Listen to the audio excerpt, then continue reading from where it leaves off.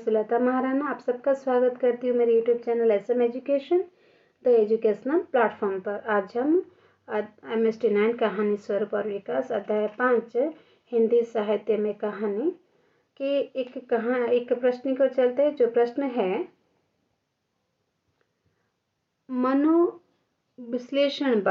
मनोविश्लेषणवाद की कहानी के विकास में अवदान को समझाइए।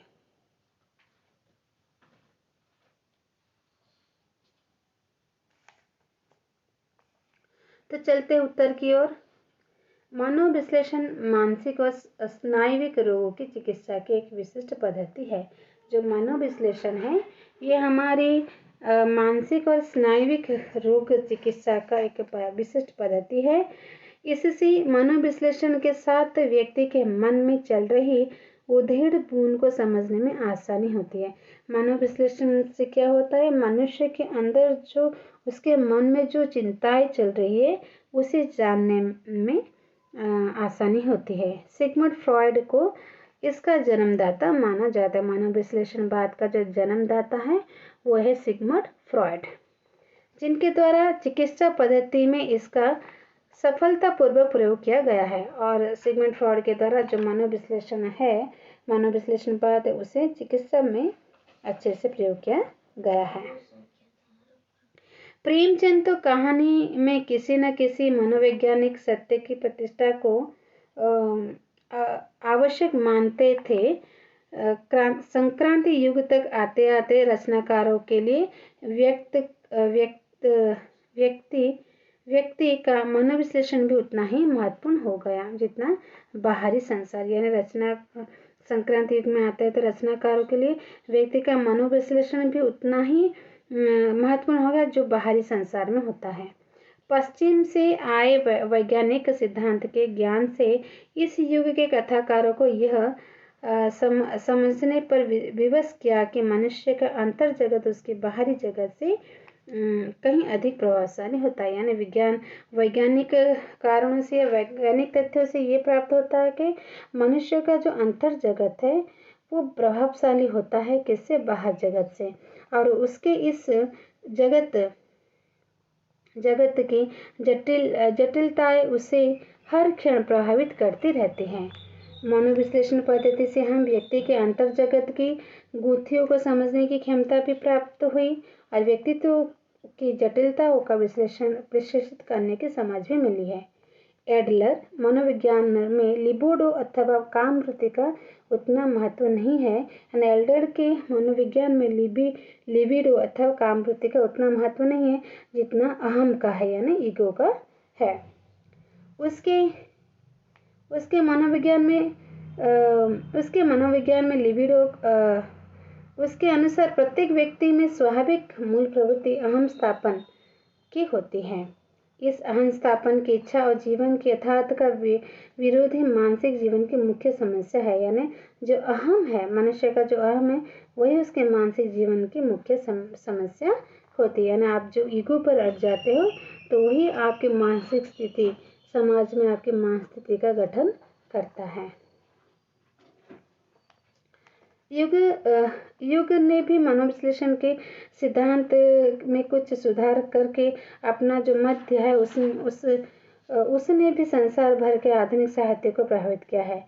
उसने लिबिडो शब्द का अधिक विस्तृत अर्थ लिया जिसमें फ्राइड की कामवृत्ति और एडलर की आत्मस्थापना प्रवृत्ति दोनों ही शामिल है।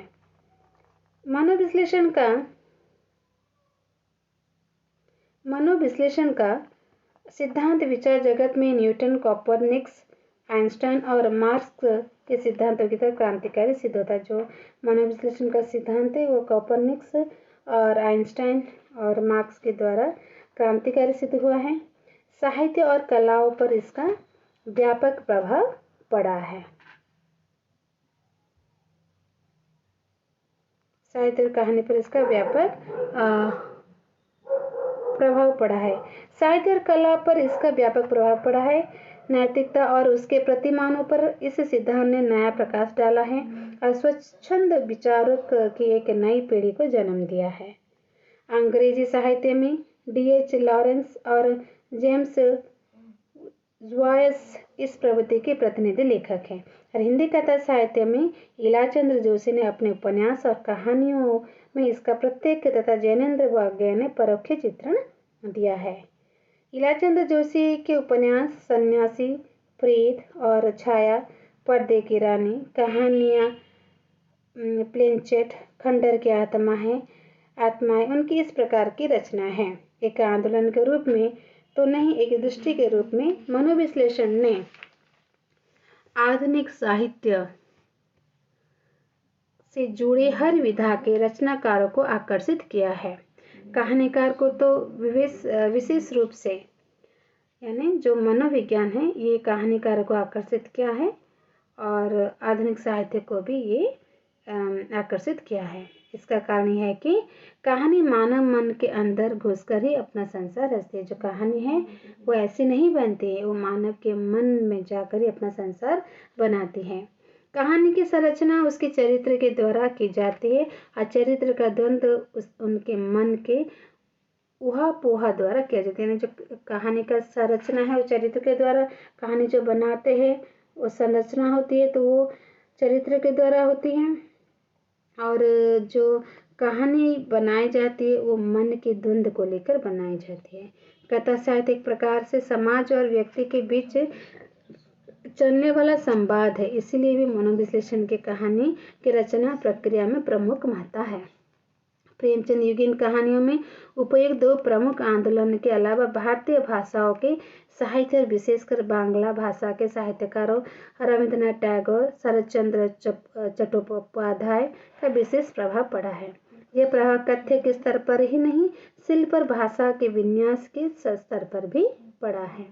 इसी दौर में पश्चिम के नगन यथार्थवाद के प्रभाव से उत्पन्न हुआ अंगारा ग्रुप, यानी पश्चिम के नगन यथार्थवाद से एक अंगारा ग्रुप का उद्भावन हुआ था कि कहानियों का सीधा प्रभाव प्रेमचंद्र कहानियों में दिखाई देता है, विशेष रूप से पांडे, बेचन शर्मा, उग्र की कहानियों में।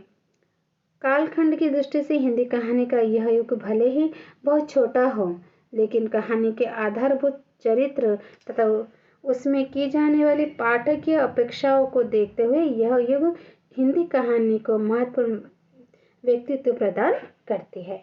तो इस तरह हमने ये प्रश्न उत्तर यहाँ पर समाप्त किया कि मनोविश्लेषणवाद के कहानी के विकास में अवदान को समझाइए। तो मनोविश्लेषणवाद क्या है, सिगमंड फ्रॉइड ने क्या किया था और एडलर के अनुसार मनोविज्ञान क्या है, इस तरह से आप वो मनोविश्लेषण वो कहानी को किस प्रकार से प्रभावित करता है, और इलाचंद जोशी की कुछ कहानियाँ, ये सारी चीज़ों को आपको याद रख के सुनना है, पढ़ना है और लिखना है। तो मेरे चैनल को सब्सक्राइब कीजिए, वीडियो को लाइक एंड शेयर कीजिए और इसे अच्छे से सुनिए, पढ़िए। नमस्ते, धन्यवाद।